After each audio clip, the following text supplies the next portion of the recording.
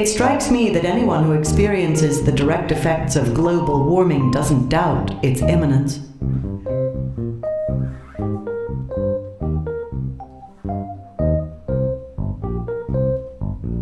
If you've never had to do this, you don't know what it's like to keep a basement from flooding when the water is rushing in so hard that the drain fails.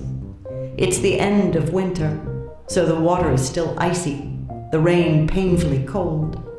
It always seems to get worse as the sun goes down and the water is at its coldest. While you try to do the basic things like eat and squeeze in a final shower in case you lose electricity and hot water, you have to monitor the water level. Every half hour you go down the basement stairs for a look around. When you see the drain failing and the water suddenly rising, it never happens gradually. It's a fight with the water's schedule to save your utilities and set up the pump. The gas furnace, washer and dryer, and gas hot water heater are all up on blocks that used to be high enough, but not anymore. You lost your water heater 2 years ago in the flood that brought FEMA to your town. Outside, you hear the fire trucks helping neighbors who have learned how better to cope when floods threaten, to shut off their furnaces and electricity.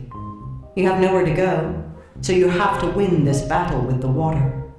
You find the pump and fight with the pieces in desperation and anxiety, with that damn inflexible black hose that's like a stiff, stubborn, ornery octopus. You're standing up to your ankles in ice water, the plastic grocery bags tied around your non-waterproof boots failing. Water is seeping into your boots and the hose refuses to cooperate. You finally get it hooked up and somewhat straightened and take down a window screen and open the window to the searing blast outside. You hope no one will be out taking advantage of this weather, looking for easy access into homes. You have no choice but to leave yourself and your son vulnerable while you exit the hose to the street and leave the window open for days. Now you have to turn on the pump without electrocuting yourself. You are dazed and tired, and it's easy to make a mistake and do things in the wrong order. You did once, and were lucky to have caught yourself before inserting the plug. Once that's done, you have to go out in the cold rain with your wet boots and frosty feet, and work to set up the hose so it flows properly into the street, and eventually to the storm drain.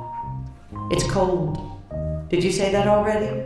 It's dark, but for the little light the streetlights give off behind the screen of pelting rain. You have to knock on a neighbor's door at 11 at night. He answers in his wet gear. He is waging his own personal battle with his basement, and after a brief attempt can't help, and has to rush back to his basement. Out of desperation, you drag your 10-year-old son from his heavy, youthful sleep, get him dressed and in a raincoat and snow boots, and send him out to the street while you wrestle with the pump and exit hose, yelling into and out from the storm back and forth. Is it working? No!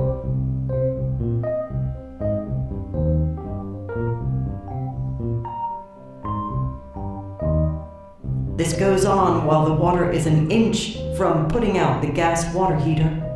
Then the answer is finally, blessedly, yes! This is not the end of the story. It goes on. You can't sleep while a stream runs beneath your bed. Rising every hour in a state of disoriented half-wakefulness, you make sure the pump is working. Cold, wet boots turn colder as your body temperature plummets in the night. The hose will stop working several times, and you will have to make the trek back and forth yourself between the basement and the exit hose till you are screaming at the heavens to stop! Stop making so much rain! Stop it from coming, from invading your home and your sleep and your life. It feels like it is raining an ocean.